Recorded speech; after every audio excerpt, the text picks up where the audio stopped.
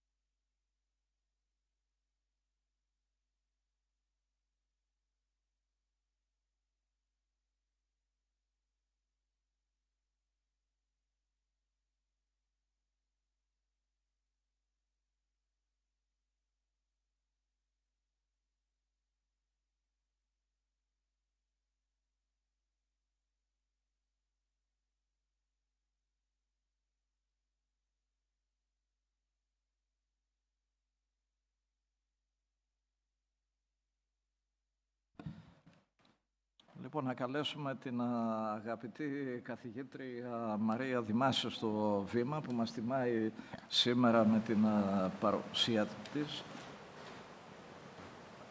Θα διαβάσω λίγα από τα βιογραφικά στοιχεία της.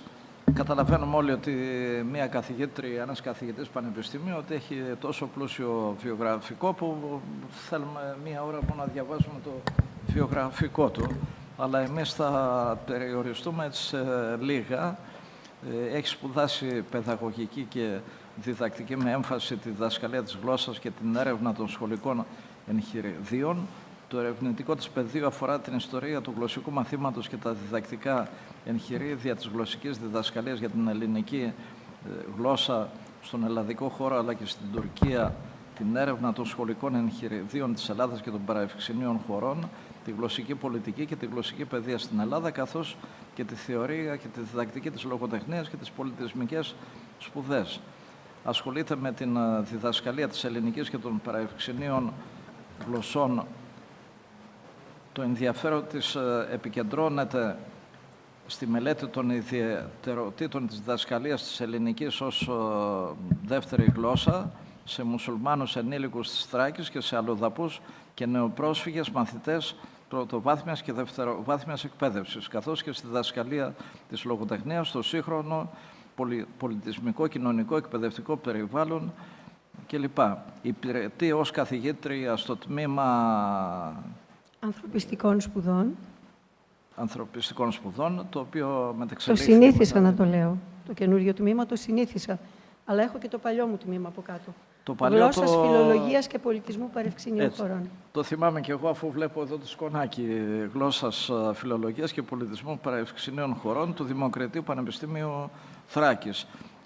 Έχει διατελέσει σε πάρα πολλές θέσεις και έχει υπηρετήσει από διάφορα πόστα, αναπληρώτρια πρόεδρος του τμήματος, διευθύντρια του διακρατικού πανεπιστημιακού διατμηματικού προγράμματος μεταπτυχιακών σπουδών, ψυχοπαιδαγωγικές, διδακτικές και διαπολιτισμικές προσεγγίσεις στις ανθρωπιστικές επιστήμες και σε άλλα μεταπτυχιακά, διευθύντρια του Εργαστηρίου Διδασκαλίας της Ελληνικής Γλώσσας κλπ. Το συγγραφικό έργο είναι πλουσιότατο. Δύο από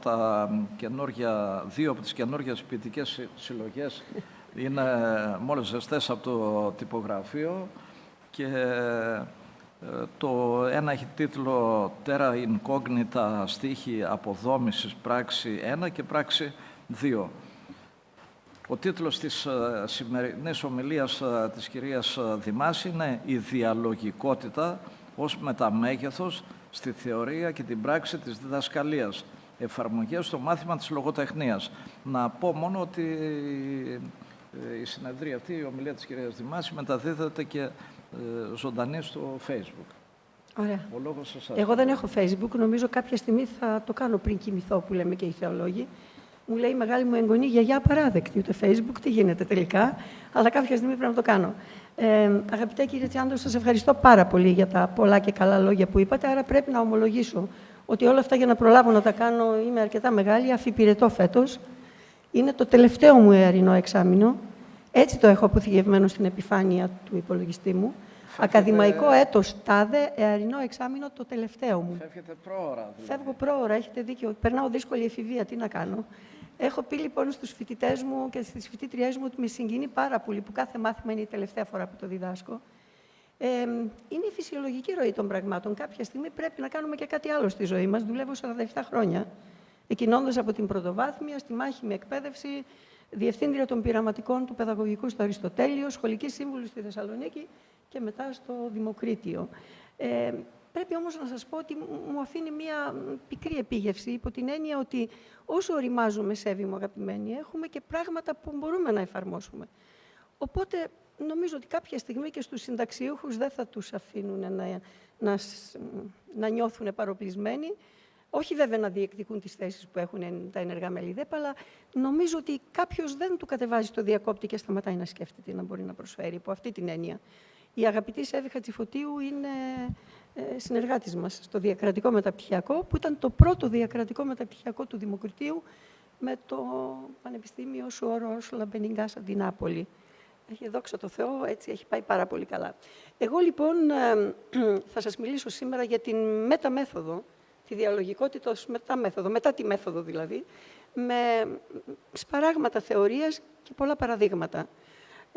Πριν μπω στις διαφάνειες τις οποίες και θα μοιραστώ μαζί σας, θέλω να πω γιατί ξεκινάμε με το μεταμέθοδος.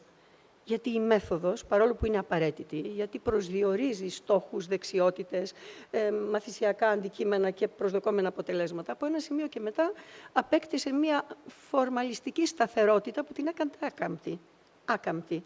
Φτάσαμε τη δεκαετία του 90 που επιχειρούνταν κάποιες μεταρρυθμίσεις στον χώρο της εκπαίδευσης να λέμε ότι πρέπει πλέον να γίνεται ο κατάλληλος συνδυασμός μεθόδων για να έχουμε ένα καλό αποτέλεσμα. Άρα μία μέθοδος μόνη της δεν μπορεί να εγγυηθεί τα προσδοκόμενα αποτελέσματα. Τώρα είμαστε λίγο μετά την μέθοδο, όπως είμαστε στην μετανεωτερική εποχή. Δηλαδή μετά την νεωτερικότητα. Σε ποια εποχή είμαστε σε σχέση με την νεωτερικότητα? Στην εποχή της αμφισβήτησης, όχι για την αμφισβήτηση, για την προαγωγή της πολιτιότητας και του κριτικού γραμματισμού. Δηλαδή, δεν απορρίπτεις αυτά που έχουν κατακτηθεί στο παρελθόν, αλλά τα βάζεις κάτω από έναν φακό και προσπαθείς να τα προσαρμόσεις για να είναι αποτελεσματικά στο σύγχρονο, όχι μόνο κοινωνικό και εκπαιδευτικό και πολιτισμικό συν και περικείμενο, τουλάχιστον για την εκπαιδευτική πράξη. Άρα, νομίζω ότι η διαλογικότητα είναι ένα εργαλείο, όπως πολύ σύντομα θα την παρουσιάσουμε και θα την κουβεντιάσουμε μαζί σας, η οποία μας οδηγεί στην οπτική της μεταμεθόδου. Δηλαδή, δεν θα πω και θα πω, θα χρησιμοποιήσω την επαγωγική μέθοδο ή πιο συγκεκριμένα στη γλώσσα την επικοινωνιακή. Αυτό πλέον είναι παροχημένο. Για παράδειγμα, στο αντικείμενό μου, που είναι η διδασκαλία της γλώσσας, είμαστε στην εποχή της παιδαγωγικής των πολυγραμματισμών ή των πολυεγγραμματισμών. Τι σημαίνει αυτό? Όχι αθρηστικά οι πολυγραμματισμοί, οπτικός, ψηφιακός, πληροφορικός, με σεβασμό στους ανθρώπους που ξέρουν όλα αυτά που μας λέγατε πριν, αγαπητέ συνάδελφε, αλλά τι? Είναι ο άνθρωπος που έχει τη δεξιότητα και τις γνώσεις να είναι έτοιμος ως προς τη συνείδηση και την πρόθεσή του να δεχτεί τον άλλο, τον διαφορετικό ως ισότιμο, στην πολυπολιτισμική και γλωσσική κοινωνία στην οποία ζούμε, και για να το πετύχει αυτό πρέπει να είναι ψηφιακά εγγράμματος. Άρα έχω τη συνείδηση, τη συνειδητότητα της πολυπολιτισμικότητας της κοινωνίας για να αποδεχτώ τον άλλον ως ισότιμο και είμαι ψηφιακά εγγράμματος, για να το πούμε εντάχει. Φυσικά στην Ελλάδα, από τη δεκαετία του 90, που εγώ, όπως ξέρετε, τότε πια είχα και πολλά χρόνια ήδη στην εκπαίδευση, που αρχίζαμε να μιλάμε για την διαπολιτισμική εκπαίδευση και με τον νόμο 2314 το 1996, εστιάσαμε στον άλλο. Ξεχάσαμε την άλλη παράμετρο, που είναι πάρα πολύ σημαντική και συνιστά προϋπόθεση. Για να γνωρίσω και να αποδεχτώ τον άλλο ως ισότιμο, πρέπει να μπορώ να συστήσω και το εγώ και το εμείς μου. Δηλαδή την ατομική και συλλογική μου ταυτότητα. Μόνο έτσι μπορώ να γνωρίσω, να σεβαστώ, να αποδεχτώ το διαφορετικό ως ισότιμο. Όλα αυτά λοιπόν, νομίζω ότι ο Μίκαελ Μπαχτίν, ένας Ρώσος φιλόσοφος και θεωρητικός της λογοτεχνίας, τα έθεσε στην ουσιαστική τους βάση με την θεωρία του για την διαλογικότητα. Ο Μπαχτίν έφυγε το 1975, δηλαδή πια δεν είναι τόσο πάρα πολύ παλιός, αλλά έχει φέρει στον διάλογο την αξία του διαλόγου, δηλαδή την διαλογικότητα. Οπότε θα ξεκινήσω να λέω, έχω σταχυολογήσει μερικά πράγματα, να πω βέβαια ότι ο Μπαχτίν όλη τη θεωρία για τη διαλογικότητα την έκτισε σε ένα έργο του περί της ποιητικής του έργου του Ντοστογιέφσκι. Δηλαδή μελέτησε τον Ντοστογιέφσκι και είπε το έργο του είναι πολυφωνικό. Δηλαδή έφτιαξε τέτοιους ήρωες που ο καθένας διαλέγεται με τον κάθε αναγνώστη. Είναι ρευστά τα όρια και επιτρέπεται η πρόσληψη και η ανταπόκριση του αναγνώστη και να αναπτυχθεί ένας διάλογος με τους ήρωες αυτούς. Εμείς τώρα στη συνέχεια και από διαφορετικές επιστήμες προσαρμόζουμε αυτά που είπε σε εκείνο το έργο ο Μπαχτίν, ο καθένας στην επιστήμη του, για να το πω γενικά. Δεν θα τα διαβάσω όλα πάρα πολύ, γιατί παρόλο που είναι πολύ γλυκός και πολύ τρυφερός ο κύριος Παπαδημητρίου, με έχει απειλήσει ότι θα πατήσει το κουμπί και θα ανοίξει την καταπακτή. Οπότε παρακολουθώ το κινητό μου και βλέπω την ώρα. Να πέσω τουλάχιστον γνωρίζοντας, να πέσω ευθύτενής, καταλάβατε. Οπότε θα πω δύο-τρία αποσπάσματα από τον Μπαχτίν. Κεντρική έννοια της διαλογικής προσέγγισης είναι η έννοια της φωνής. Ένας συνάδελφος στο τμήμα Σλαβικών Σπουδών και Ρωσικής Φιλολογίας στην Αθήνα, που κάνουμε ένα συνέδριο για τον Μπαχτίν, είπε ότι για τη δική του επιστήμη, που ήταν θετική επιστήμη, η διαλογικότητα του Μπαχτίν ασχολείται με τις φωνές ως φυσική οντότητα, ως έννοια. Τη φωνή πραγματικά δηλαδή. Και το τεκμηρίωσε. Η σκεπτόμενη ανθρώπινη συνείδηση, λέει ο Μπαχτίν, και η διαλογική σφαίρα της ύπαρξής της. Δηλαδή, η διαλογικότητα αφορά εμένα ως άτομο, εμένα ως μέλος μιας μικρό και μεγαλύτερης κοινωνικής ομάδας και που παράλληλα διαλέγομαι με το παρελθόν, τις εμπειρίες μου, με το παρόν, τις προσδοκίες μου και τις προσδοκίες μου για το μέλλον. Δηλαδή, όλη μας η ζωή είναι ένας διαρκής διάλογος, αν το πούμε διαφορετικά. Δεν μπορώ να γίνω ο εαυτός μου χωρίς κάποιον άλλο. Πρέπει να βρω τον εαυτό μου μέσα σε κάποιον άλλο, βρίσκοντας κάποιον άλλο μέσα μου, σε αμοιβαίο αντικατοπτρισμό και με αμοιβαία αποδοχή. Να γιατί λένε κάποιοι ότι η διαλογικότητα του Μπαχτίν ήταν προήμιο της διαπολιτισμικής αντίληψης για τη διαχείριση της πολυπολιτισμικότητας. Αυτό λέει. Δεν μπορώ να προσδιορίσω το εγώ μου αν δεν γνωρίζω και τον άλλον. Υπάρχω στο ένα κομμάτι έτσι της ανθρώπινης κοινωνίας. Εγώ και η ομόδοξή μου, η ομοεθνής μου κτλ. Και απέναντι όλοι οι άλλοι και μιλάμε για μία πολυπολιτισμικότητα ρευστή. Στη δεκαετία του 90 που ήμουν εγώ δασκάλα, είχαμε την εισρωή από χώρες της πρώην Σοβιετικής Ένωσης και από την Αλβανία. Τώρα για δείτε λίγο γύρω μας τις εισρωές. Κάθε φορά που συμβαίνει στη γειτονιά μας, πιο κοντά ή πιο μακριά μια σύγκρουση, έχουμε εισερχόμενους πληθυσμούς με διαφορετική γλώσσα, διαφορετική κουλτούρα και ό,τι αυτό συνεπάγεται, με αποτέλεσμα να έχουμε ένα Υπουργείο Παιδείας, αν πάμε στον χώρο της εκπαίδευσης, που δεν είναι πάντα έτοιμο να ανταποκριθεί. Δηλαδή, από την πρόθεση του Υπουργείου σε επίπεδο πολιτικής βούλησης μέχρι την ουσιαστική αντιμετώπιση των πραγμάτων, το άνοιγμα της ψαλίδας παραμένει μεγάλο. Όχι επειδή δεν υπάρχει η πρόθεση, επειδή δύσκολα τα πράγματα από την εξωτερική μεταρρύθμιση γίνονται εσωτερική μεταρρύθμιση, δηλαδή εγκιβωτίζονται σε αυτό που πραγματικά συμβαίνει.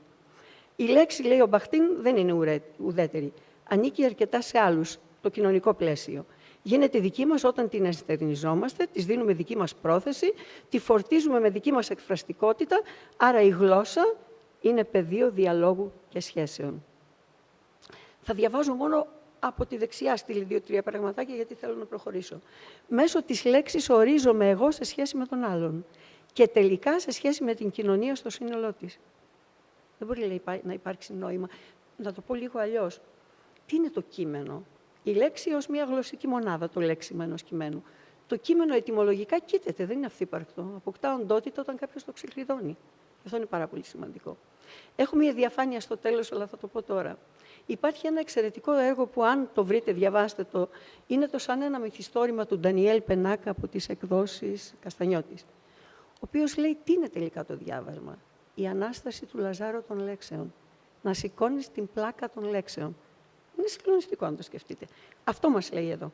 Έτσι.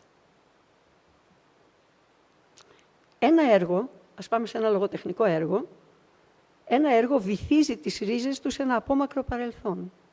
Τα μεγάλα έργα της λογοτεχνίας χρειάζονται αιώνες για να γεννηθούν και τη στιγμή όπου εμφανίζονται εμείς συλλέγουμε απλώς τον ώριμο καρπό. Ένα έργο διαρριγνύει τα σύνορα του καιρού του. Ζει μέσα στους αιώνες, με άλλα λόγια στον μεγάλο χρόνο. Και δεν είναι σπάνιο αυτή η ζωή να είναι εντονότερη και πληρέστερη από τη ζωή που ζούσε στη σύγχρονη του εποχή. Κάποια λογοτεχνικά έργα αναγνωρίζονται μετά από δεκαετίες. Γιατί η κοινωνία των αναγνωστών είναι οριμότερη για να ανταποκριθεί σε αυτά. Άρα, λέει, και τα όρια της αναγνωσιμότητας, της προσληψιμότητας, της αποδοχής των λογοτεχνικών έργων είναι ρευστά.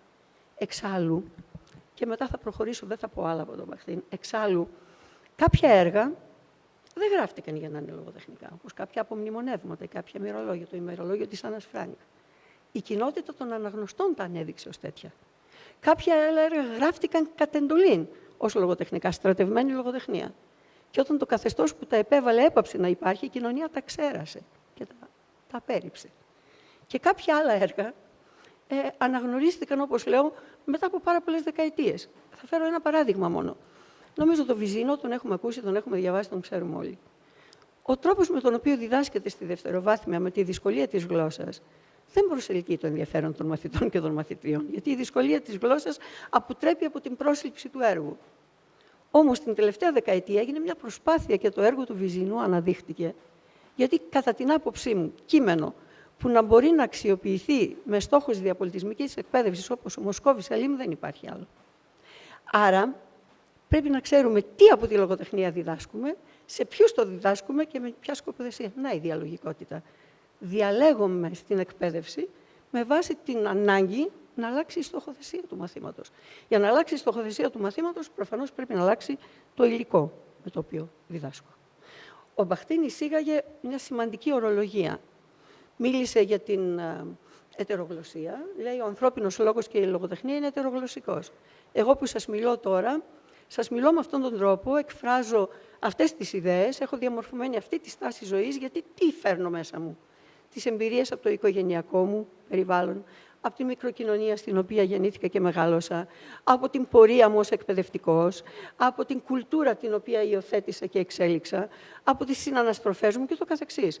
Ετερογλωσσικός υπό την έννοια ότι δεν είναι αυθύπαρκτος, συνδιαμορφώνεται έτσι, σε ένα πολυπολιτισμικό πλαίσιο με τις ομάδες αναφοράς που υπάρχουν γύρω μας. Μίλησε για τον χρονοτόπο. Είναι ο πρώτος που μίλησε για τον χρονοτόπο. Όπου λέει στη λογοτεχνία τουλάχιστον ο χρονοτόπος είναι μια επιπλέον διάσταση. Όπου ο χρόνος και ο τόπος συναρτώνται με έναν τέτοιο τρόπο στην συνείδηση του αναγνώστη, που καθίσταται ένα έργο διαχρονικά επίκαιρο. Γιατί ο αναγνώστης το φέρνει με βάση την αρχή της συγχρονίας της εγκύτητας προς τη ζωή και της επικαιρότητας στο σήμερα. Πάρα πολύ σημαντικό. Λοιπόν, η τάξη επίσης είναι ένας πολυφωνικός χώρος και το μάθημα της λογοτεχνίας ένα μάθημα που καταρχάς θεωρείται εγωιτευτικό. Θα μπορούσε να είναι ένα μάθημα διδασκαλίας των αξιών, αν δεν λειτουργούσε πολλές φορές το ελληνικό τουλάχιστον εκπαιδευτικό σύστημα με στόχους πιθαναγκαστικούς, δηλαδή φρονηματιστικούς. Επέλεγα συγκεκριμένα έργα για να πλάσω τον πολίτη του μέλλοντος όπως θα με βόλευε να είναι. Ή αν η λογοτεχνία δεν εξεταζόταν κατά καιρούς με τέτοιο τρόπο που ήταν απολύτως φορμαλιστικός. Εγώ είχα την αιρετική άποψη πάρα πολλά χρόνια τώρα, ότι αν ο στόχος της λογοτεχνίας είναι να διαμορφωθεί ο διαβίου συνειδητός αναγνώστης, δεν θα έπρεπε να αξιολογείται. Όπως δεν θα έπρεπε να αξιολογείται και το μάθημα των θρησκευτικών. Αν ο στόχος είναι η ανάπτυξη της θρησκευτικής συνείδησης. Για παράδειγμα, λέω, όπως τα εικαστικά κτλ., γιατί δεν έχουν όλοι το ίδιο ταλέντο, τις ίδιες κλίσεις και τι αξιολογείς τελικά. Κατά συνέπεια, η λογοτεχνία για να μπορέσει σήμερα να είναι ένα γοητευτικό γνωστικό αντικείμενο και να πετύχει αυτό που πραγματικά λέμε, δηλαδή να διαπλάσει τον διαβίου συνειδητό αναγνώστη, θα πρέπει να γίνει γοητευτική, τουλάχιστον για τον νεαρό και έφηβο αναγνώστη. Έτσι που η στάση που θα υιοθετήσει στο εκπαιδευτικό πλαίσιο να συνεχίσει να υπάρχει και στην ενηλικιότητά του. Έτσι, όταν διδάσκεται με έναν τρόπο απολύτως φορμαλιστικό και πιθαναγκαστικό, δεν θα ξεχάσω ποτέ στη ζωή μου ότι με το ζόρι, όταν διδασκόμασταν ένα ποίημα, έπρεπε να καταλήξουμε σε ένα συμπέρασμα, σε ένα δίδαγμα που είχε προαποφασίσει ο καθηγητής μας ποιο έπρεπε να είναι.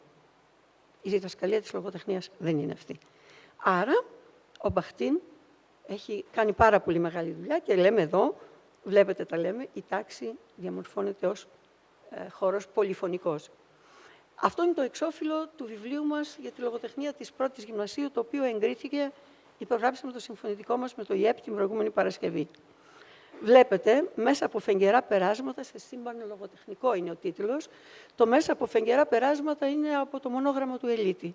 Σε σύμπαν λογοτεχνικό είναι το δικό μας και βλέπετε και την ακουαρέλα που έχουμε αγοράσει από μια κομωτινέα ζωγράφο που ζει στο Λονδίνο και που είναι το σύμπαν που εκρήγνεται. Εμείς έτσι φανταζόμαστε τη λογοτεχνία. Μελετώντας λοιπόν τη λογοτεχνία για να κάνουμε πράξη αυτά που ο Μπαχτίν είπε, καταλήγουμε στις εξής κατηγορίες, στους εξής άξονες. Διαλογοτεχνικότητα. Διάλογος μεταξύ των λογοτεχνικών θεωριών. Διυποκειμενικότητα, διάλογος μεταξύ των μαθητών, γιατί η τάξη είναι μια κοινότητα αναγνωστών, άρα μια κοινότητα λόγου. Πολύ σημαντικό. Διάλογος μεταξύ κειμένου και συγκειμένου. Διακειμενικότητα, διάλογος μεταξύ κειμένων, τα κείμενα στο σύνολό τους. Διακαλλιτεχνικότητα, διάλογος λογοτεχνικών κειμένων με άλλες τέχνες. Διασυγγραφικότητα, δημιουργική γραφή. Διάλογος μαθητών με τη συγγραφή. Αυτοί οι άξονες λοιπόν, όταν τέθηκαν, γιατί ξεκινήσαμε με την Ευελίνα την Αραβανή που δουλεύουμε μαζί, αντίστροφα, από το προϊόν μας να φτάσουμε στην θεωρία, είδαμε ότι αυτά προκύπτουν αβίαστα, γιατί αυτό εφαρμόσαμε στο βιβλίο μας. Δεν θα σας δείξω παραδείγματα. Καταρχάς, ο διάλογος μεταξύ των λογοτεχνικών θεωριών που θα έπρεπε να υπάρχει. Στο βιβλίο του μαθητή δεν καταθέτω θεωρίες, εφαρμόζω τις θεωρίες. Υπάρχει στο αναλυτικό πρόγραμμα, το οποίο είναι πρόγραμμα του 2022, όπου αναφέρονται 3 θεωρίες, δεν θα τις αναπτύξω αναλυτικά γιατί δεν μας ενδιαφέρει. Οι αναγνωστικές θεωρίες δίνουν στο τρίγωνο κείμενο συγγραφέας αναγνώστης βαρύτητα στον αναγνώστη. Είναι η θεωρία της πρόσληψης. Αν είμαστε 30 άνθρωποι και διαβάζουμε το ίδιο κείμενο, έχουμε 30 διαφορετικές προσλήψεις. Και η θεωρία της ανταπόκρισης. Κάθε κείμενο έχει τις γκρίζες περιοχές του, σε εισαγωγικά, όπου εκεί μπορεί να εμφυλοχωρήσει η άποψη του αναγνώστη για την εξέλιξη της πλοκής και ούτω καθεξής. Κατά συνέπεια, οι αναγνωστικές θεωρίες αναφέρονται ρητά. Η νέα κριτική θεωρία, που είναι μια πάρα πολύ σημαντική θεωρία, είναι αυτή που ο Καζαντζάκης είπε. Η νέα κριτική, λέει, έχει πολύ δίκιο. Η αξία ενός λογοτεχνικού κειμένου είναι η γλώσσα που χρησιμοποιείται. Και έδωσε ένα παράδειγμα. Για να γευτώ τον καρπό, το σημενόμενο με λέξεις, θα πρέπει να θυμηθώ ότι είναι σαν το πετραμίγδαλο. Η γεύση δηλαδή της λογοτεχνικής ανάγνωσης είναι το πετραμίγδαλο των λέξεων. Πώς πάω το σκληρό περίβλημα για να γευτώ το εσωτερικό? Πάρα πολύ ωραία. Η νέα κριτική αναφέρεται ρητά και η αφηγηματολογία που μας λέει ακριβώς πώς διαχειρίζουμε το πού, πότε, ποιος, τι κάνει, γιατί το κάνει, με ποιο αποτέλεσμα, με ό,τι αυτό συνεπάγεται.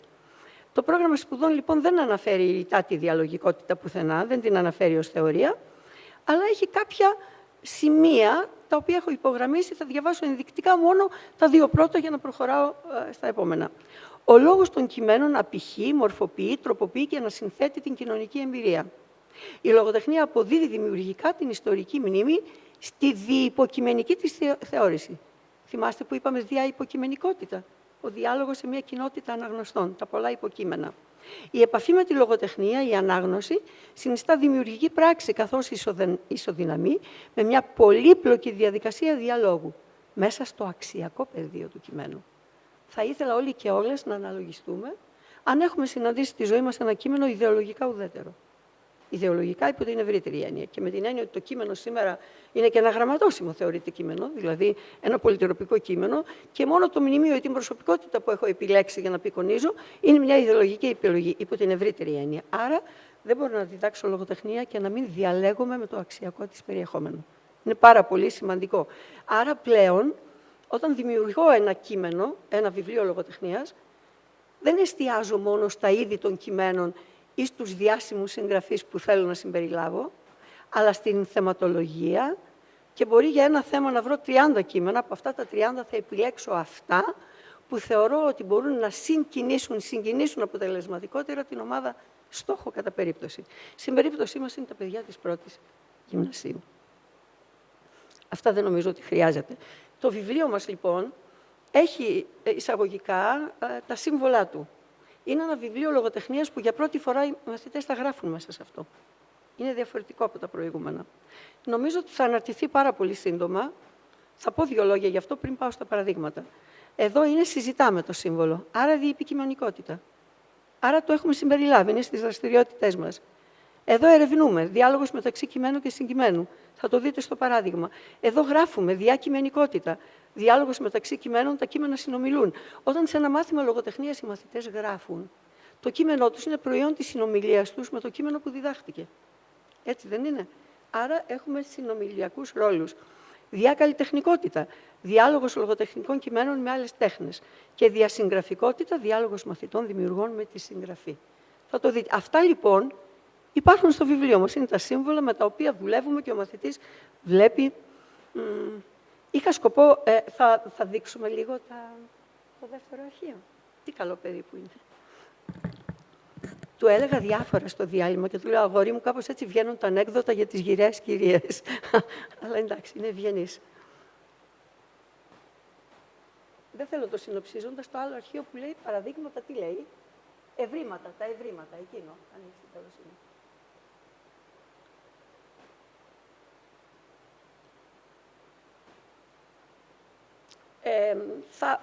Να ροκανίσω τον τηλεοπτικό χρόνο, να πω ότι τώρα που τα βιβλία λογοτεχνίας θα βγουν στον αέρα, αυτό είναι πολύ μικρούλι, αλλά νομίζω θα μπορέσουμε. Εγώ θα μου το δείξετε εσείς εδώ, για να το βλέπω εδώ. Όχι, θα πρέπει να γυρίσω από εδώ για να το βλέπω, παρόλο που είμαι έφηβη, τόσο μακριά δεν βλέπω, αγαπητέ μου, συγγνώμη. Δεν σας πειράζει, είναι λίγο άκομψο αυτό, αλλά θα ρουφάω την κοιλιά μου, εντάξει. Αστείευομαι. Λοιπόν, εδώ έχουμε πάρει το βιβλίο της πρώτης, το οποίο πρέπει να σας πω ότι οι θεματικές ενότητες ήταν με βάση την προκήρυξη για τη συγγραφή του βιβλίου. Δεν ήταν δηλαδή η δική μας επιλογή. Και βλέπετε τι έχουμε κάνει, τι από το πρόγραμμα σπουδών υπάρχει. Πρώτο είναι η διυποκειμενικότητα, οι κοινότητες αναγνωστών, αυτά τα ευρήματα. Από το πρόγραμμα σπουδών, το βλέπετε, από το κείμενο της προκήρυξης για τη συγγραφή του βιβλίου, η ενότητα είναι κοινωνική ζωή, εγώ, ο άλλος, φιλία, αγάπη, αλτρουισμός, ξενοφοβία. Έχουμε επιλέξει ένα κείμενο, σας έχουμε δείγματα κειμένων και δραστηριοτήτων για να δείτε πώς εφαρμόζεται. Είναι το ποίημα «Δεν σε λυπάμαι» του Μανθόπουλου, το οποίο είναι για τα άτομα με ειδικές ανάγκες. Και το οποίο είναι ένα κείμενο που διαρκώς επαναλαμβάνεται, δεν σε λυπάμαι, διότι είναι μακρύς ο δρόμος, συνάδελφοι. Που έλεγε και ο Ρίτσος, είναι μακρύς ο δρόμος, κοριτσάκι. Είναι μακρύς ο δρόμος για να έχουμε ουσιαστική ενσυναίσθηση. Γιατί πολλές φορές, να ξέρετε, όταν πάμε με μια εσωτερική εστίαση να αντιμετωπίσουμε ένα άτομο με ειδικές ανάγκες, τις περισσότερες φορές κυριαρχεί ο ήκτος, ο συναίσθημα. Δεν είναι αυτό το ζητούμενο. Είναι η διασφάλιση ίσων ευκαιριών για ισότιμη διαβίωση. Το καταλαβαίνετε. Άρα δεν το επιλέξαμε τυχαία το κείμενο αυτό. Και έχουμε τώρα ερώτηση 2. Ποιον άλλο τίτλο θα προτείνατε για το ποίημα, ποια άλλη επεξήγηση θα σημειώνετε κάτω από αυτόν? Το «Δεν σε λυπάμαι» όταν θα αλλάξουν τον τίτλο, διαλέγονται μεταξύ τους και άρα θα προτείνουν κάτι το οποίο θα συνιστά την στάση που υιοθετούν απέναντι σε αυτά που λέει το ποίημα. Άρα, είναι ένας στόχος αξιακός. Το δεύτερο, να συνεργαστείτε και να δημιουργήσετε τη δική σας αφίσα για την Παγκόσμια ημέρα ατόμων με αναπηρία. Η αφίσα που ακολουθεί μπορεί να αποτελέσει ενδεικτικό, δικό τους δίνουμε. Δημιουργούν. Αυτό δεν είναι και μια διακαλλιτεχνική συνάντηση, προφανώς. Και φυσικά αξιοποιούν τον ψηφιακό γραμματισμό. Θα σας πω μετά και πώς χρησιμοποιούμε. Μπορούμε να πάμε λίγο παρακάτω, αν θέλετε. Δεν θα τα δείξουμε όλα. Λοιπόν, εδώ θα μείνω λίγο. Ο κόσμος βαριέται να διαβάζει θλιβερές ιστορίες.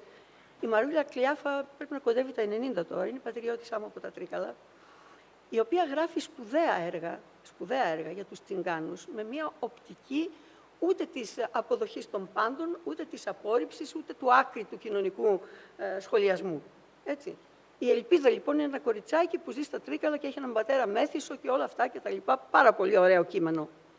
Ποιο πρόσωπο θα προσθέτατε στην πλοκή για να γίνει ο συμπαραστάτης της Ελπίδας? Εδώ διαλέγεται με το κείμενο και ο μαθητής παίρνει θέση. Παίρνει θέση. Γι' αυτό μιλούσαμε για την αναγνωστική πρόσληψη.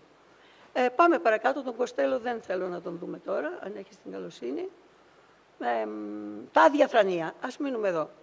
Τα άδεια θρανία του Ανδρέα Παστελά είναι ένα κείμενο που ως συνοδευτικό έχει τον Ευαγόρα Παλικαρίδη. Είναι η ενότητα που λέει τους αυτογνωσία, εφηβεία, ήρωες και ηρωίδες. Έτσι. Νομίζω τον Ευαγόρα Παλικαρίδη όλοι τον έχουμε ακούσει, τον ξέρουμε.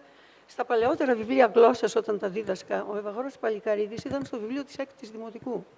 Είναι ένα κείμενο που μιλάει για τον απαγχωνισμό του 17χρονου Κύπριου, νύχτα για να μην το παίρνουν χαμπάρι οι Κύπριοι, με εντολή της Ελισάβετ. Έτσι, τον οποίο απαγχώνησαν. Ο οποίος έγραφε και ποίηματα ο ίδιος. Θέλω να πω λοιπόν ότι προσπαθήσαμε να έχουμε μία προσέγγιση που να μην είναι συναισθηματικά φορτισμένη, γιατί ο στόχος δεν είναι αυτό.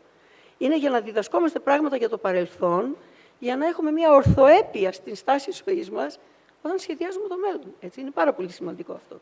Οπότε να μελετήσετε το κείμενο τάδε και να συζητήσετε πώς αυτό επηρεάζει η διακειμενικότητα που λέγαμε.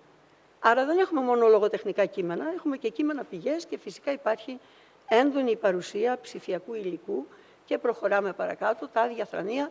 Και εδώ αρκεί να σας πω ότι στην ενότητα που λέει δημιουργική γραφή, τους βάλαμε να γράψουν επίγραμμα.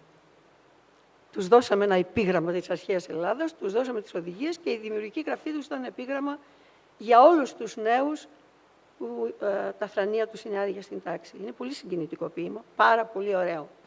Και προχωράμε. Ένα-δύο θα πω ακόμη, γιατί θα προτιμήσω να δείξω δύο παραδείγματα.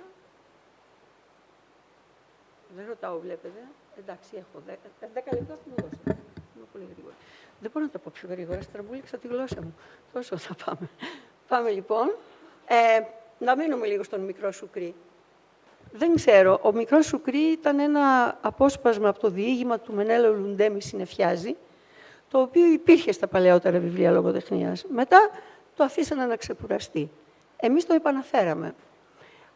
Διαμείβονται όλα στην Σκύδρα, στον νομό Πέλλας, στον σιδηροδρομικό σταθμό, όπου έρχονται βαγόνια ολόκληρα με ξεριζωμένους Έλληνες από τη Μικρά Ασία και είναι εκατοντάδες σκηνές με Οθωμανούς, Τούρκους τους λέει ο Λουντέμις, που από την περιοχή περιμένουν να ανεβούν στα βαγόνια για να φύγουν. Είναι η περίοδος της υποχρεωτικής ανταλλαγής των πληθυσμών. Εκεί ο Μενέλαος Λουντέμις, που είναι πρωταγωνιστής, γνωρίζει τον Μικρό Σουκρί, που είναι ένα τουρκάκι. Και τι κάνουνε, είναι μικροπολιτές στον σταθμό και ο Μικρός Σουκρί έτσι ζει τη μαμά του και τη γιαγιά του που περιμένουν από αυτόν. Να μην τα πολυλογώ, γιατί είναι ένα από τα παραδείγματα που έχω. Ο Μικρός Σουκρί, όταν τον φώναξαν γιατί ήρθε το τρένο ο Χαμάλης για να φύγει, δεν κατάφερε να ανεβεί και σκοτώθηκε.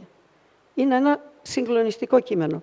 Αλλά ένα κείμενο τόσο συγκλονιστικά σκληρό, πώς μπορεί να αξιοποιηθεί με στόχους διαπολιτισμικής? Να, γιατί αυτός που φτιάχνει ένα βιβλίο διαλέγεται με την εμπειρία του, με την κοινωνία του, με τις μεθόδους, με τη θεωρητική του κατάρτιση και ούτω καθεξής. Θέλω να σας πω ότι αν συγκροτούσα την ομάδα μου και φτιάχναμε βιβλίο λογοτεχνίας πριν από 20 χρόνια, δεν θα ήταν αυτό το βιβλίο λογοτεχνίας. Και εδώ θα μείνω λίγο. Αν θέλετε, πάμε στο άλλο παράδειγμα που λέει ο Σουκρής. Δεν θα δείξω άλλα από αυτά. Αν υπάρχουν πρακτικά, αγαπητέ Βασίλη, εκεί θα είμαστε πολύ αναλυτικοί. Έλεγα στην αγαπημένη μου Σέβη Χατζηφωτίου και στο Προεδρείο μας, ότι όταν αναρτηθούν τα βιβλία δείτε κάποια που να τις μοιάζει στα τηλεοπτικά κανάλια και να την πυροβολούν κατά ρηπάς, δεν θα μου μοιάζει, εγώ θα είμαι. Το ξέρω ότι θα συμβούν διάφορες αντιδράσεις. Δεν το έκανα για να προκαλέσω αντιδράσεις. Θα μου έλεγε κάποιος, κυρία μου, φεύγεις φέτος, γιατί έκατες και έγραψες ένα βιβλίο?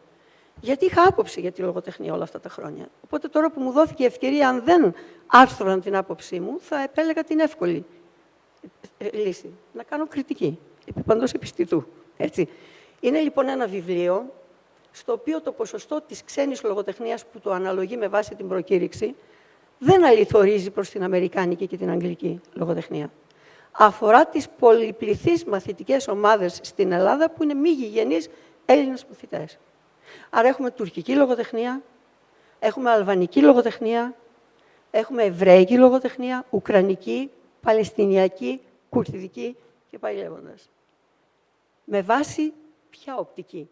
Των πολιτισμικών σπουδών. Τι λέει η πολιτισμική θεωρία της λογοτεχνίας?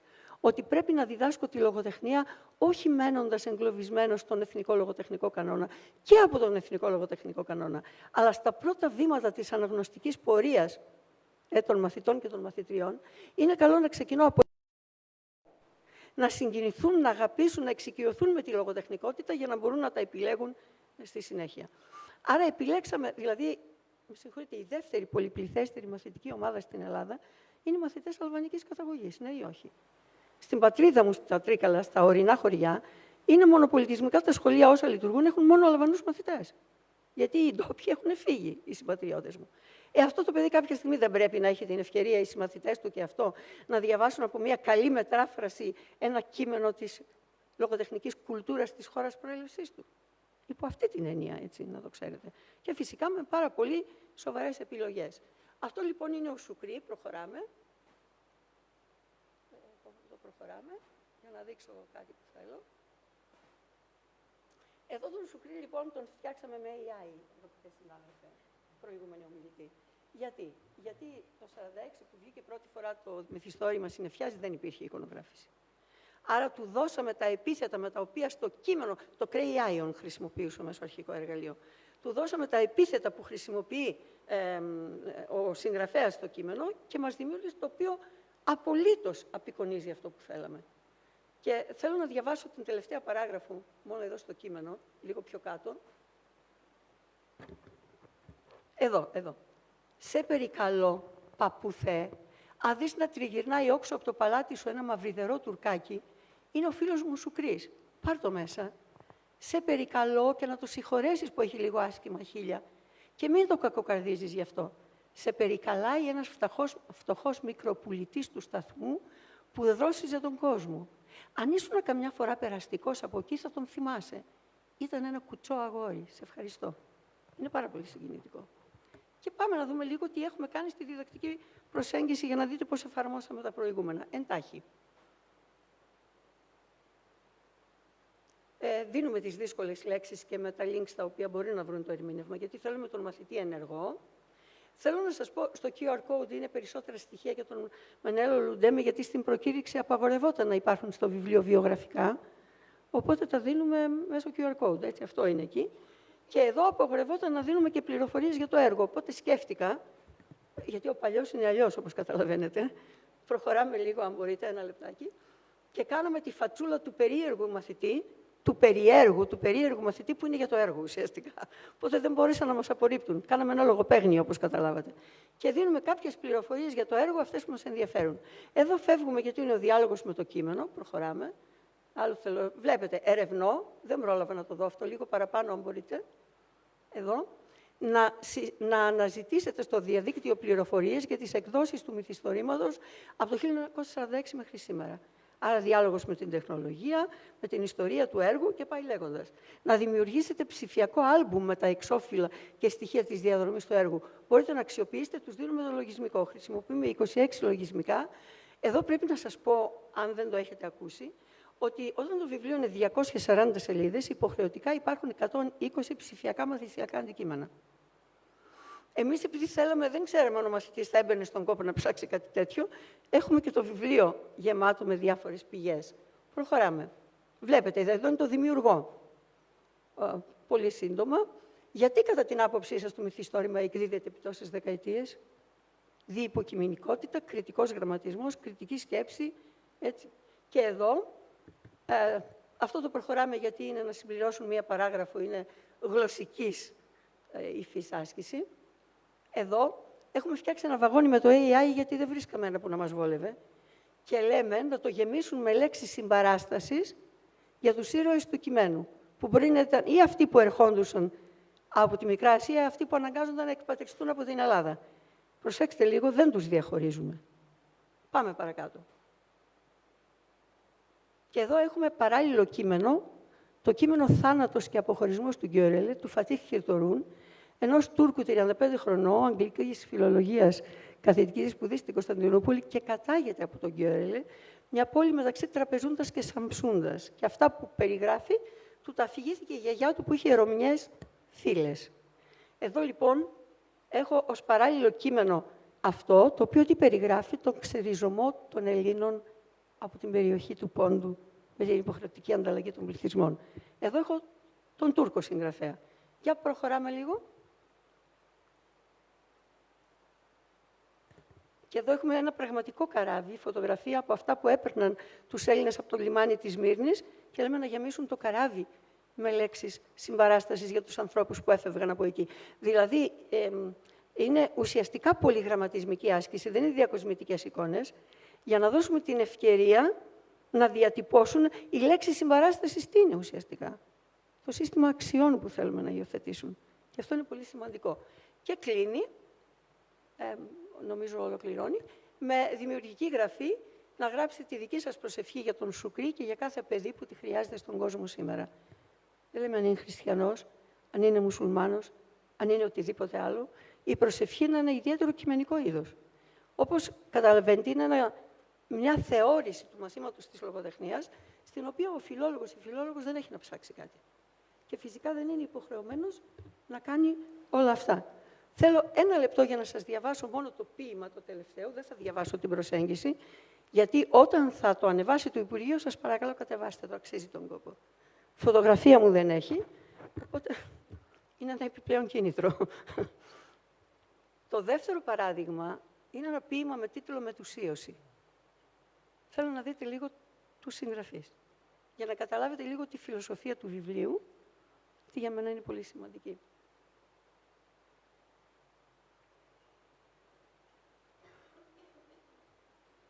Είναι πολύ γενναίοι που ανταποκρίνονται σε αυτά που τους ζητάω.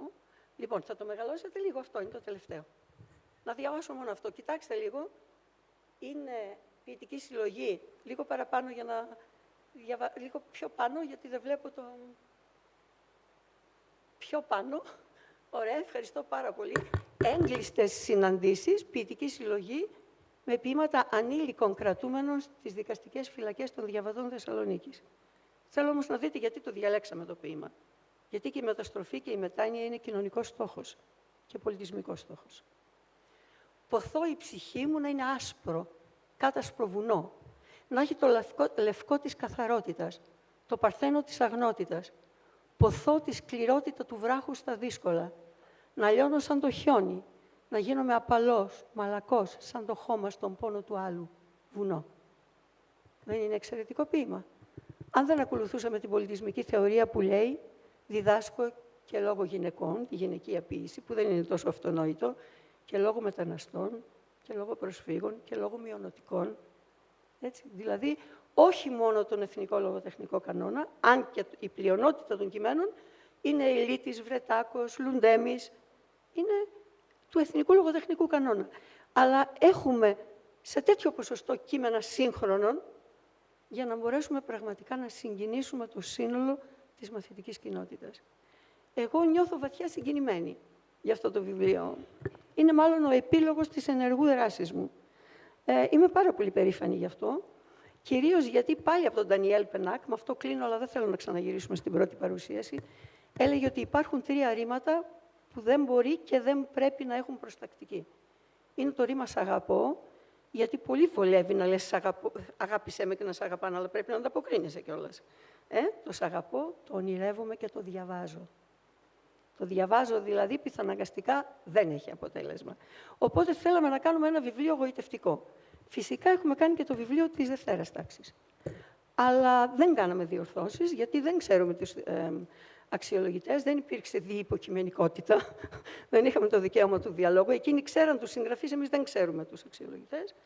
Και έκαναν κάτι κακεντρεχή σχόλια, οπότε εγώ ως γνήσια Θεσσαλή, πώς λέει ο Λαζόπουλος, εμείς οι Θεσσαλοί είμαστε την κούπα της, εντελώς έτσι, τους είπα ότι πρέπει να είστε να εμπαθείς ή να έχετε κάποιο συμφέρον οικονομικό ή να είστε αδαείς.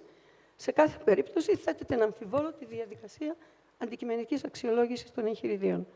Οπότε περίμενα να εγκριθεί της πρώτης και τώρα έκανα υπόμνημα και λέω ή θα μου τους συστήσετε να μιλήσουμε ή θα αλλάξετε αξιολογητές και σήμερα μας είπαν στον δρόμο που ερχόμασταν με την Ελιζαπέτα μέχρι τον Ιούνιο να διορθώσουμε και της Δευτέρας τάξης, που κινείται στο ίδιο μήκος κύματος.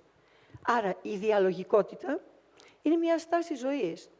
Και άσχετον την διατύπωση για τον Ντοστογεύσκη και το έργο του ο Μπαχτίν, νομίζω και ασυναίσθητα και υποσυνείδητα και διαρκώς είναι η πρακτική που ακολουθούμε στη ζωή μας. Από το οικογενειακό μας περιβάλλον μέχρι το εργασιακό μας περιβάλλον μέχρι και τους κοινωνικούς ρόλους που υποδιόμαστε. Δηλαδή η αβεβαιότητα, η ρήξη, η κριτική αντιμετώπιση των πάντων και η αναθεώρηση στόχων και προσδοκιών. Σας ευχαριστώ πολύ.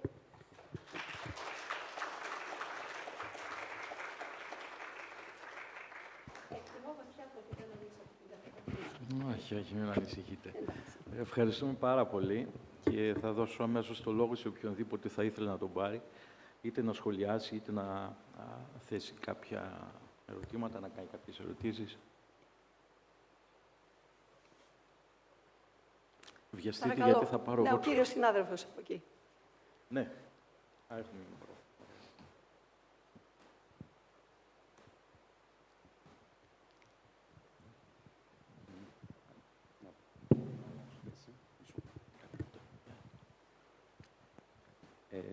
Εγώ θέλω να κάνω μία ερώτηση. Επειδή είπατε ότι σας απαγόρευσαν σύμφωνα με τις προδιαγραφές να έχετε τα βιογραφικά μέσα. Ναι, αυτό γράφανε, ότι δεν πρέπει να υπάρχουν τα βιογραφικά, εμφανώς όπως ήταν παλιά. Αν μου επιτρέπετε να πω κάτι για να ολοκληρώσετε την ερώτησή σας. Στα παλιά εγχειρίδια της λογοτεχνίας υπήρχε ο προοργανωτής. Μέσα στον προοργανωτή υπήρχαν και τα στοιχεία, γιατί ο τάδε συγγραφέας έγραψε αυτό το πράγμα. Αν το δώσεις αυτό, χάνεται η μαγεία της ανακάλυψης για τον μαθητή. Υπό αυτή την έννοια. Άρα τα βιογραφικά υπάρχουν σε ένα ψηφιακό μαθησιακό αντικείμενο. Εντάξει, άρα αυτό καλύπτεται με την απάντηση, γιατί εγώ ήθελα να πω μήπως αυτό ήταν εκτός προδιαγραφών. Όχι, όχι, δεν ήταν εκτός προδιαγραφών, το δέχτηκαν και μάλιστα το πρότειναν και σε άλλους. Γιατί να ξέρετε ότι είμαστε στη φάση του πολλαπλού βιβλίου. Έτσι. Για την λογοτεχνία πρώτης και δευτέρας γυμνασίου έχουν κατατεθεί 3 βιβλία. Το δικό μας είναι το 3ο. Δεν ξέρω ποια θα είναι τα άλλα. Θέλω να σας πω ότι οι περισσότερες ομάδες κατέβηκαν σε συνεργασία με μεγάλους εκδοτικούς οίκους ή με μεγάλα φροντιστήρια. Ένα μεγάλο ποσοστό των βιβλίων είναι των φροντιστηρίων Πουκαμισάς. Εμείς κατεβήκαμε ως φυσικά πρόσωπα μόνοι μας. Και αυτό κάτι λέει, καταλάβατε. Δεν είχαμε κάποιον να πιέσει για μας. Άρα, όχι, είναι εντός προδιαγραφών, απλώς δεν δίνεται. Και μια δεύτερη σύντομη ερώτηση. Αυτό το βιβλίο, λέτε, έχει εγκριθεί. Ναι. Πότε θα το δούνε τα παιδιά? Τώρα αμέσως θα σας πω. Σήμερα μας πήραν τηλέφωνο ότι πρέπει να κάνω μια υπεύθυνη δήλωση που δεν την είχα δει, στον δρόμο που ερχόμασταν για εδώ. Για να... τα βιβλία βασικά βγαίνουν σε 5 μορφές. Οι 4 είναι ψηφιακές. Δεν ξέρω να σας τις πω. Κάποια περίεργα που τα ξέρουν είναι πληροφορικοί. Το ένα μέλος της ομάδας είναι πληροφορικός. Και για να τον έχω και δεμένο είναι ο παπάς της εγγονής μου. Καταλάβατε. Να είμαστε εντός οικογένειας για να λέμε και κάτι όταν χρειάζεται να υψώνουμε τη φωνή. Λοιπόν, εν πάση περιπτώσει, μόλις αυτό γίνει, βγαίνει υπουργική απόφαση και το βιβλίο αναρτάται ψηφιακά. Γιατί αναρτάται ψηφιακά? Γιατί κάθε σχολική μονάδα θα πρέπει να συνεδριάζει και να επιλέγει ποιο από τα βιβλία του κάθε γνωστικού αντικειμένου θεωρεί καταλληλότερο για τους μαθητές της. Δηλαδή, τώρα θα πρέπει να επιλέξουν, παραδείγματος χάρη από τη λογοτεχνία της πρώτης γυμνασίου, ποιο από τα 3. Αν κάποιοι θεωρούν ότι δεν είμαι πολύ Ελληνίδα, γιατί έχω αλβανική λογοτεχνία, θα είναι τιμή μου να μην το επιλέξουν. Να το πω λίγο πιο... Εγώ νιώθω πάρα πολύ Ελληνίδα, για να το πω λίγο έτσι. Οπότε, πολύ σύντομα. Μας είπαν μέχρι 31 Μαρτίου να κάνουμε αυτή τη δήλωση, που σημαίνει ότι αυτά θα αναρτηθούν άμεσα. Οπότε ο καθένας θα μπορεί να μπει και να τα βλέπει. Και εδώ να ανοίξω μια παρένθεση για να πω ότι το πολλαπλό βιβλίο δεν είναι εφεύρεση της εποχής μας. Στο διάστημα του Μεσοπολέμου υπήρχε το καθεστώς του πολλαπλού βιβλίου, τουλάχιστον για την ανάγνωση. Και υπήρξε περίπτωση που για το δημοτικό σχολείο εγκρίθηκαν 136 βιβλία σε έναν διαγωνισμό. Και κάθε περιοχή της χώρας επέλεγε το βιβλίο, γιατί κάποια γράφτηκαν για συγκεκριμένες περιοχές. Πότε καθιερώθηκε το κρατικό μονοπόλιο του ενός βιβλίου? Το 1936, όταν ο Ιωάννης Μεταξάς ίδρυσε τον Οργανισμό Έκδοσης Σχολικών Βιβλίων. Και από τότε καθιερώθηκε το μονοπόλιο του ενός βιβλίου. Τώρα δηλαδή γυρνάμε, πώς έλεγε εκείνος, το καφέ της χαράς πίσω μπρος. Αυτό το πράγμα. Ελπίζουμε να έχει καλό αποτέλεσμα. Τουλάχιστον να υπάρχουν επιλογές. Αυτό είναι υγιές. Ωραία. Ευχαριστούμε πολύ. Ευχαριστώ πάρα πολύ. Να ξέρετε ότι στο Google, αν βάλετε MD Massey, έχει και ωραία φωτογραφία, γι' αυτό το λέω τώρα, είναι αναρτημένο χωρίς κωδικούς όλο μου το έργο, πλην 40 περίπου άρθρων που θα ανεβούν τώρα, οπότε πολλά από αυτά που σας λέω μπορεί να τα βρείτε. Και επειδή δεν είναι κάτι νεόκοπο, το άρθρο μου για τη διαπολιτισμική διδασκαλία του Μοσκόβη Σελίμ που ανέφερα πριν, είναι το δημοφιλέστερο, έτσι όπως βγαίνει κτλ. Οπότε αυτό που καταθέτω είναι μια στάση ζωής. Και έλεγα στους συνεργάτες μου, και κανένας να μην το επιλέξει σε επίπεδο σχολικής μονάδας, από τη στιγμή που σίγουρα θα προκαλέσει διάλογο, έχουμε επιτύχει το σκοπό μας. Αυτό είναι πολύ σημαντικό. Θα ήθελα, αν υπάρχει κάποια άλλη ερώτηση, κάποιος από το ακροατήριο, να βοηθήσω λίγο. Εγώ ετοιμάστηκα να φύγω, καταλάβατε, οπότε ξαναγυρνάω. Όχι, τώρα που σας έχουμε όχι, εδώ... εγώ βολεύτηκα τώρα, εδώ κάθομαι. Τώρα που σας έχουμε εδώ, εγώ δεν μπορώ να το δω όλα αυτά με τα μάτια ενός παιδαγωγού, γιατί δεν είμαι, αλλά μου δώσατε πάρα πολύ έτσι, τροφή για σκέψη και θέλω λίγο να πω ένα-δυο πραγματάκια που γρήγορα σημείωσα. Ναι, από με αυτά μεγάλη χαρά. Πιο καλά καταλαβαίνω. Και από αυτόν θα ήθελα και το δικό σας ένα σχόλιο, δεν είναι καν ερώτηση αυτό. Δηλαδή συγκρατώ την διαλογικότητα, εντάξει, την αντιλαμβάνομαι εγώ σαν κοινωνιολόγος ως έννοια με ένα διαφορετικό τρόπο, αλλά στην ουσία εννοούμε το ίδιο πράγμα, δηλαδή υποκειμενικότητα κτλ. Μου άρεσε αυτό που γράφετε, διάλογος με τα κείμενα ή κάτι το αναφέρατε, ή διάλογος με τους συναναγνώστες ή κάπως έτσι το αντιλαμβάνουμε. Και έχει πάρα πολύ μεγάλο ενδιαφέρον αυτό και από κοινωνιολογική σκοπιά. Κατεξοχήν. Και θα το... με δυο μόνο προτάσεις και θα το γυρίσουμε πάλι λίγο στο παιδαγωγικό για να απαντήσετε εσείς ίσως. Στην ουσία είναι σαν να αντιλαμβανόμαστε τον εαυτό μας όχι σαν κάτι που βρίσκεται μέσα σε ένα αποστηρωμένο περιβάλλον, αλλά ως κάτι το οποίο έχει μία σχέση. Ο ίδιος ο εαυτός μας είναι το άθροισμα ίσως σχέσεων, δεν ξέρω, κάπως έτσι, αν μπορούσαμε να το πούμε. Και μου θυμίζει αυτό λίγο, φέρνω στο μυαλό μου έτσι όσο σας άκουγα, ειδικά στο εισαγωγικό σας, κάποια στοιχεία από την, ας πούμε, από την αφρικανική λίγο φιλοσοφία, αυτό που συνοψίζεται στη φράση «είμαι επειδή είμαστε». Έτσι, ότι ο καθένας μπορεί να ή πρέπει ιδανικά να αυτοπροσδιορίζεται μέσα από την κοινότητα και να αναπτύσσεται μέσα στην κοινότητα και μαζί με αυτό να αναπτύσσεται και η κοινότητα. Είναι μια φιλοσοφία που δεν είναι κάτι σύγχρονο, έτσι, πάει πάρα πολύ πίσω στον χρόνο και νομίζω ότι αυτά έτσι όπως τα ακούσαμε και από εσάς εκφράζουν σε πολύ μεγάλο βαθμό αυτό το πνεύμα. Ναι, με την έννοια ότι αυτό που λέτε εσείς σαν οι συναναγνώστες. Έτσι, οι συναναγνώστες είναι μια κοινότητα στην οποία και εγώ που είναι ένα θεμέλιο ύπαρξης η κοινότητα προκειμένου. Και αναρωτιέμαι απλά,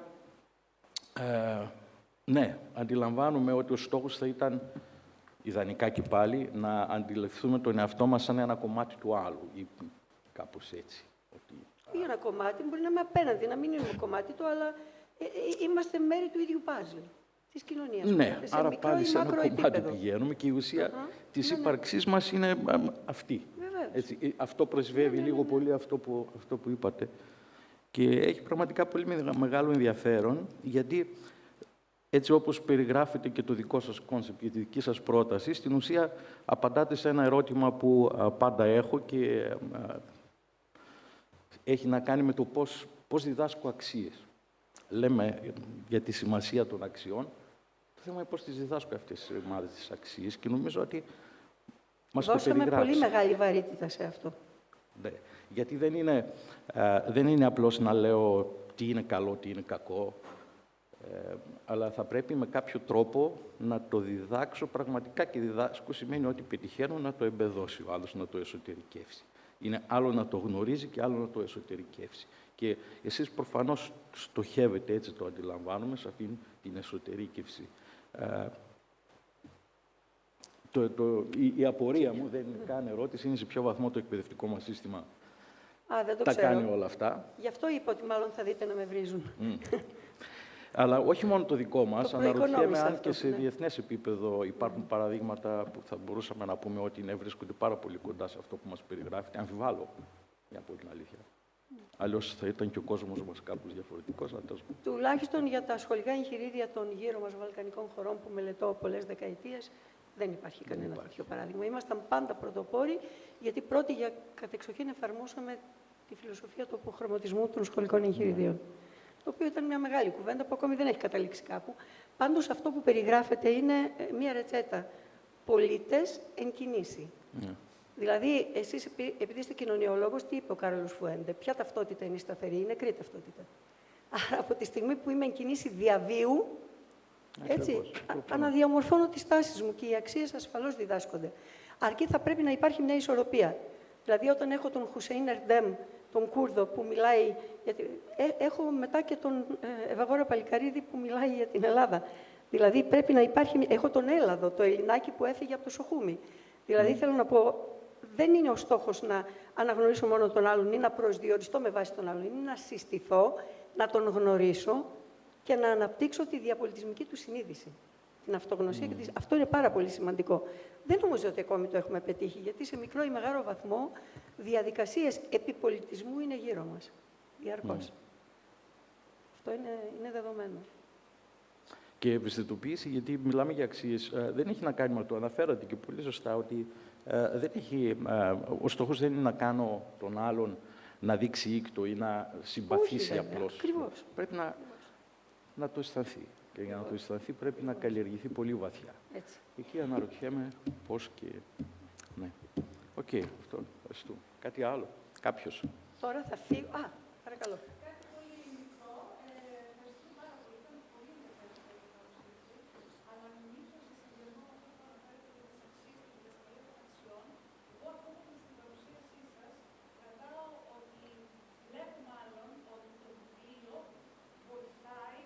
Εκπαιδευτικό να δημιουργήσει ένα πλαίσιο μέσα στο οποίο θα υπάρχει συμμετοχή. Γιατί αν δεν υπάρχει συμμετοχή, όσο καλό και να είναι το βιβλίο, όσο καλό και να είναι το ποίημα, δύσκολα θα βοηθηθούν τα παιδιά να αναπτύξουν αυτού του είδους τις αξίες και τις δεξιότητες, πράγματα τα οποία θα φανούν στον χρόνο. Γιατί όταν θα τελειώσει η πρώτη δημοτικού, δεν θα φανεί αμέσως οι αξίες που έχουν καλλιεργηθεί, θα φανούν τα γλωσσικά στοιχεία, η αγάπη για το διάβασμα, που αυτό είναι πάρα πολύ σημαντικό, πάρα πολύ δύσκολο και σίγουρα δεν μπορεί να επιτευχθεί μόνο στο σχολείο. Αυτό πιάνει όλο το πλαίσιο. Έτσι είναι. Ναι. Αλλά για μένα η λέξη συμμετοχή, ένα πλαίσιο μέσα στο οποίο η συμμετοχή υποστηρίζεται και η αγάπη για το διάβασμα. Να ξέρετε ότι τους απαγόρευσαν να το βιβλίο για το μεταφραστικό. Και γι' αυτό πατήσαμε πόδι και δεν είναι ο στο ισόφυλλο του έχουμε μιλήσει. Δεν ξέρω, είναι περίεργα πράγματα. Εσάς και το εγώ εκπαιδευτικός δεν είναι κανείς. Πρέπει να είστε μέτωπος για να πετύχει αυτό το εγχείρημα. Έχετε απόλυτο δίκιο. Ελπίζω εμείς πάντως ως ομάδα, να δώσω και αυτή την πληροφορία και να φύγω γιατί έχω καταχραστεί τον χρόνο. Θέλω να πω ότι εμείς ως ομάδα θα έχουμε μία ιστοσελίδα στην οποία θα διαλεγόμαστε μία φορά την εβδομάδα με αυτούς που θα χρησιμοποιούν το βιβλίο μας. Και με μαθητές και με καθηγητές θέλουμε να υπάρχει μία διαπιδραστικότητα, γιατί εγώ έχω την τιμή να είμαι και δημιουργός με την εταιρεία 4 Multimedia των λογισμικών της γλώσσας από το 2006, τώρα δεν ξαναπροκηρύχθηκαν, τα οποία χρησιμοποιήθηκαν στο 1%, γιατί δεν επικοινωνήθηκαν ποτέ. Ουσιαστικά, δηλαδή, θέλω να πω ότι τώρα θα κάνουμε έναν αγώνα να μοιραστούμε τις σκέψεις μας. Δεν είναι εμπορικής αξίας το διακύβευμα. Αυτό μοιράζομαι μαζί σας. Πολύ σωστή παρατήρηση. Ευχαριστώ. Ευχαριστούμε. Πού να πάω, ξέρω, εγώ είπα να κάνω αυτά πασαρέλα. Βεβαίως, αμέσως.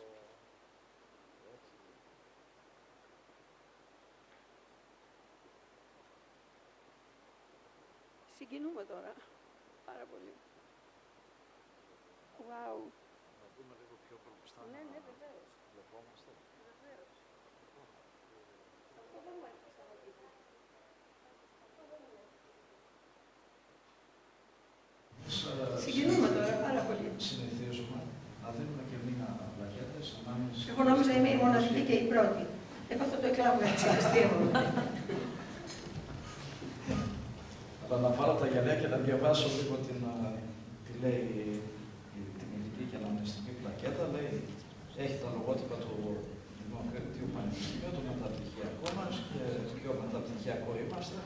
Και λέει ο Διευθυντής του Διατμηματικού Προγράμματος Μεταπτυχιακών Σπουδών, Διδακτική των Επιστημών και Σύγχρονες Τεχνολογίες, απονέμει στην καθηγήτρια του Δημοκρατίου Πανεπιστημίου Θράκης, κυρία Μαρία Δημάση, την πλακέτα εις ανάμεση της προσκεκριμένης ομιλίας της στο 7ο Πανελλήνιο Συνέδριο Διδακτικής των Επιστημών.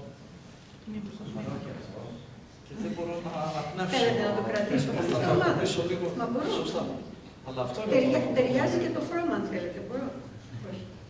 Εις ανάμεση που μείναμε της προσκεκλημένης ομιλίας της κυρίας Δημάσης στο 7ο Πανελλήνιο Συνέδριο Διδακτικής των Επιστημών μέσω σύγχρονων τεχνολογιών που πραγματοποιήθηκε 27 με 29 Μαρτίου 2026 στο φουαγέ του Μεγάλου Αμφιθεάτρου στην Πανεπιστημίου Βούλη της Καβάλας. Ο Διευθυντής του Δομπουμουσού, Βασίλος Τζιάδος, καθηγητής Δομπουμουσού. Ευχαριστώ πραγματικά πάρα πολύ. Σηκώνεται και λίγο για να το δούμε. Θα το φτιάξω, εγώ ξέρω. Θα το βάλω προθήκη. Πηγαίνει και λίγο. Για να το βλέπουν οι γονές μου, καταλάβατε, δεν γίνεται. Πάρα πολύ ευχαριστώ. Συγκινούμε πάρα πολύ. Πραγματικά. Μπορώ να φιλήσω τον άνθρωπο.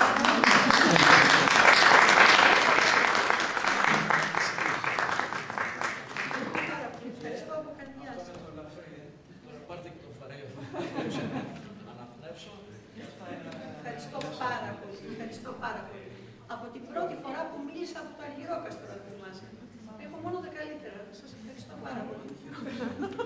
Ελπίζω να έχουμε έτσι και άλλες ευκαιρίες να συμπορευτούμε στο μέλλον. Ευχαριστώ πάρα πολύ.